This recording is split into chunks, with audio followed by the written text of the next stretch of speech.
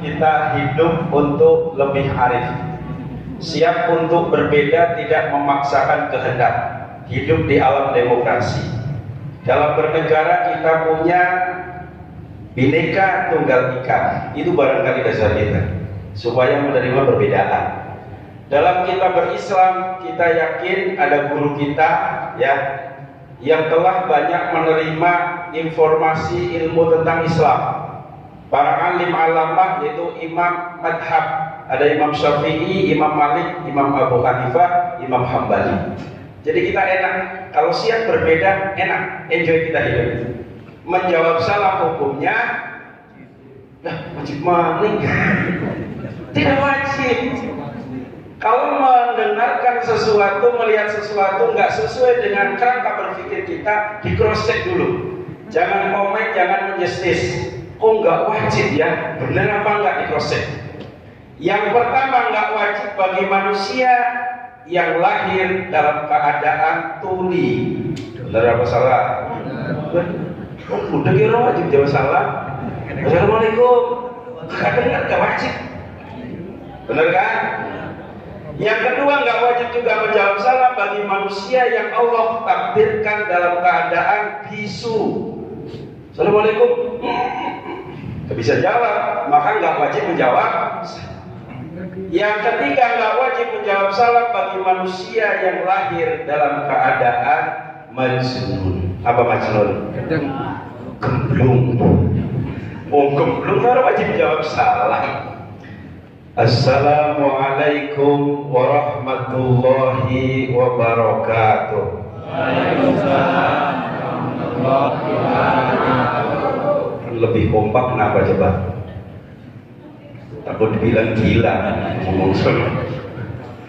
Alhamdulillahil qail, a'udzu billahi minasyaitonir rajim.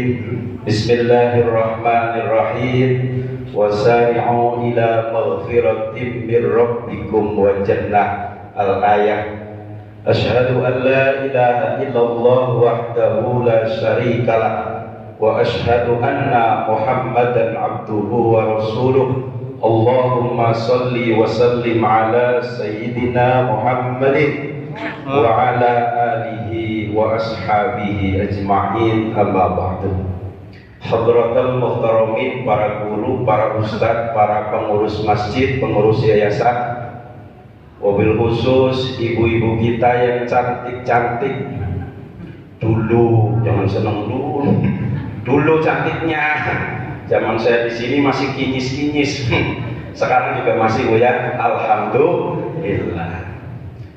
Jamaah sholat isya, sholat tarawih, sholat witir, masjid Jamiul Huda yang kita cintai, semuanya yang dirahmati oleh Allah Subhanahu wa Ta'ala. Amin.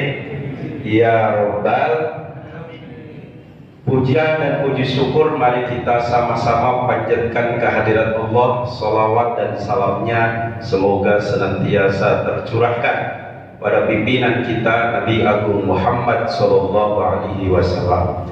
Singkat barangkali, yang pertama kita wajib bersyukur, wajib senang, wajib bersyukur atas dikabulnya doa kita.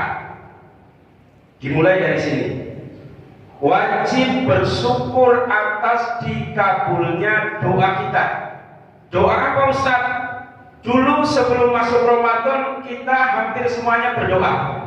Di masjid-masjid, di musola-musola, majelis-majelis taklim, ustadzah-ustadzah mimpin doanya adalah Allahumma barik lana fi Rajab wa barik lana fi Sya'ban wa barik lana wa ballighna Ramadan. Allahumma ya Allah barik lana fi Rajab, ya Allah berilah keberkahan kami di bulan Rajab. Alhamdulillah di bulan Rajab dapat keberkahan.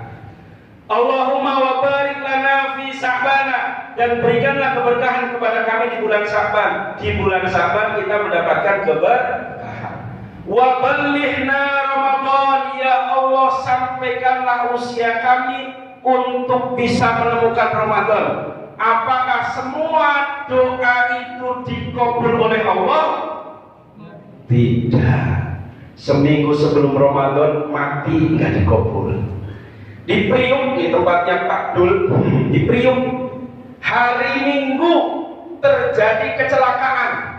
1 hari sebelum masuknya Ramadan, berarti 1 hari dia meninggal, belum masuk bulan Ramadan. Doanya dikabul apa tidak? Doa kita alhamdulillah dikabul, umur kita sampai di bulan Ramadan. Apa yang kita ancam sebelumnya? Kalau saya masuk bulan Ramadan, saya akan semaksimal mungkin memanfaatkan Ramadan untuk bisa berpuasa sebaik-baiknya, menjaga puasa supaya tidak batal secara syar'i dan supaya tidak hangus pahalanya. Benar apa benar? Laras napa boten? Apa yang merusak puasa secara syar'i? Di antaranya 1, ngombe, minum batal nggak puasanya? Makan batal nggak puasanya? Kalau lupa, Pak Ustadz saya makan tapi lupa, berapa piring? 3 piring, batal. Berhubungan suami istri di siang hari batal. Bicara berhubungan suami istri di bulan Ramadan, sayapnya anak kecil diem aja nggak usah dengerin. Malam-malam surah Rasul langsung mandi jinabah. Supaya apa? Supaya pagi-pagi subuh tidak lupa. Terutama imam nih, Ustadz Tauhilin, Ustadz Abdullah, Ustadz Zeluri, imam. Itu wajib. Loh wajib Ustadz iya. Ada cerita teman saya imam malam sunnah Rasul tidak langsung mandi jinabah, pagi-pagi lupa dengar muadzin adzan, buru-buru dia langsung ambil air wudu, langsung ke masjid. Muadzin lama nunggu nggak sabar, imam mau sholat sunat aja nggak dikasih kesempatan. Begitu imam masuk masjid langsung qomat. Sholat imam langsung ke pengimaman. Imam ini Allahu Akbar. Bismillahirrahmanirrahim. Aki-aki.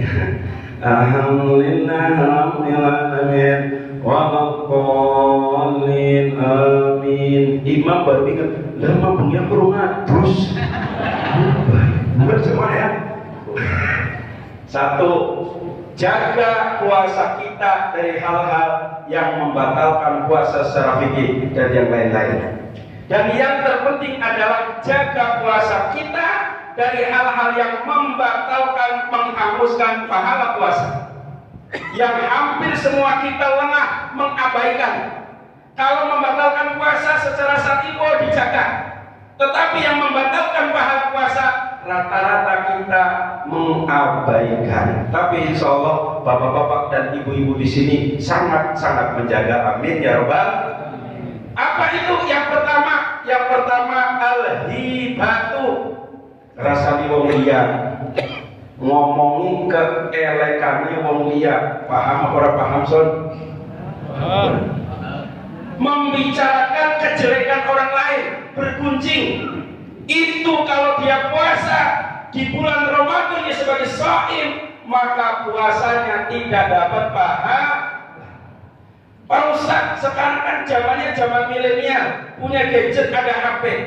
Apakah harus dengan mulut untuk berkuncing? Tidak. Di zaman milenial, nama saya banyak yang diganti nama menjadi nama milenial.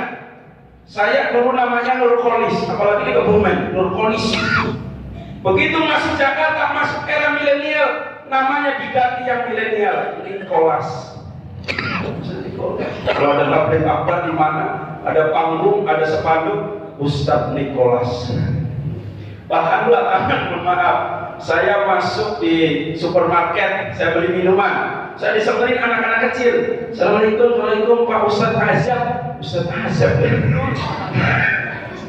Tadi nonton ya.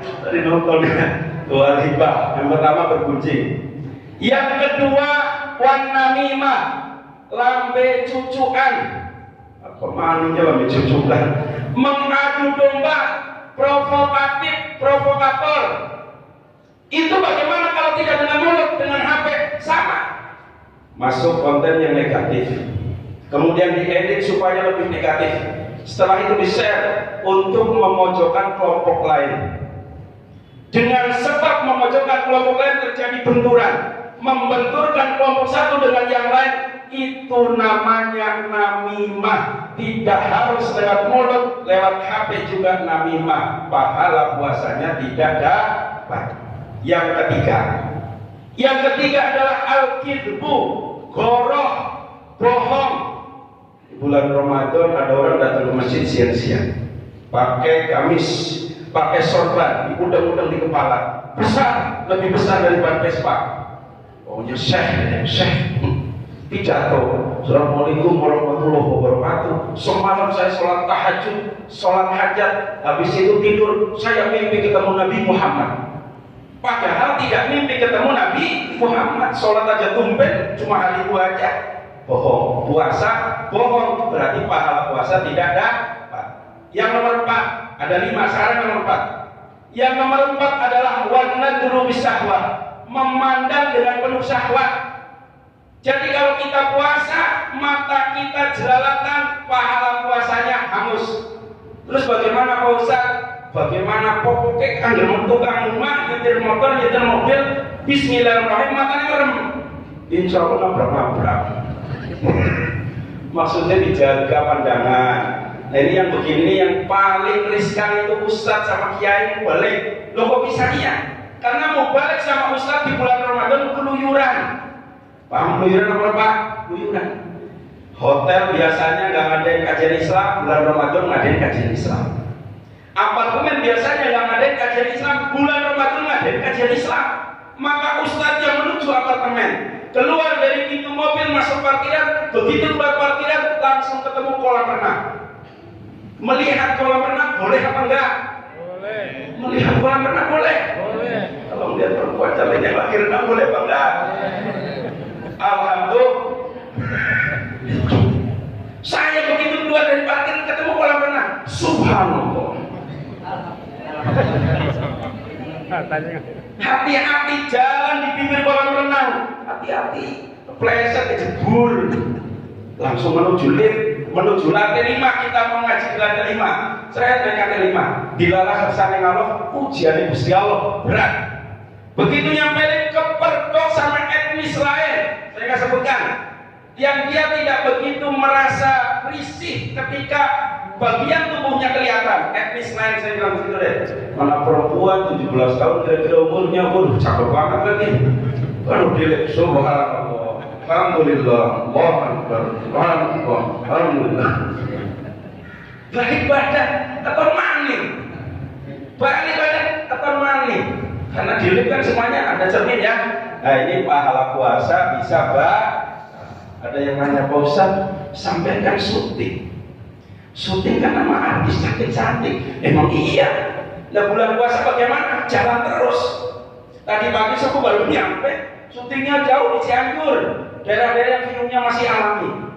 Bagaimana kalau syutingnya syuting azab, yang macam-macam aja kalau azab. Pakai kecelakaan, habis itu jenazahnya hanyut lah, jenazahnya terbakar, yang boten-boten aja. Benar apa benar? Ini ada Mas Roni, ini juga sutradara beliau. Cuma orang sini nggak ada yang tahu kalau beliau sutradara. Waktu saya main di Dolim, salah satu sutradaranya beliau. Nah, itu azab. Nah, bagaimana kondisi di lapangan bulan puasa? Main sama, mohon maaf, yang namanya azab.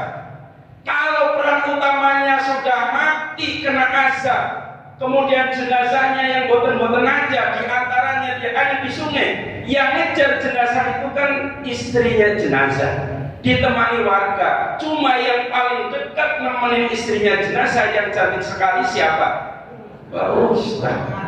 Itu sungai licin, ngejar-ngejar jenazah kepleset, minta tolong sama siapa?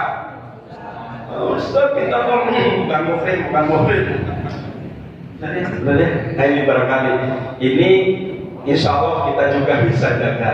Kalau hal-hal seperti saya minta, kalau yang melakukannya begitu saya insya Allah yang akan bisa ditonton lah insya Allah. Kita tetap bisa menjaga walaupun bulan puasa.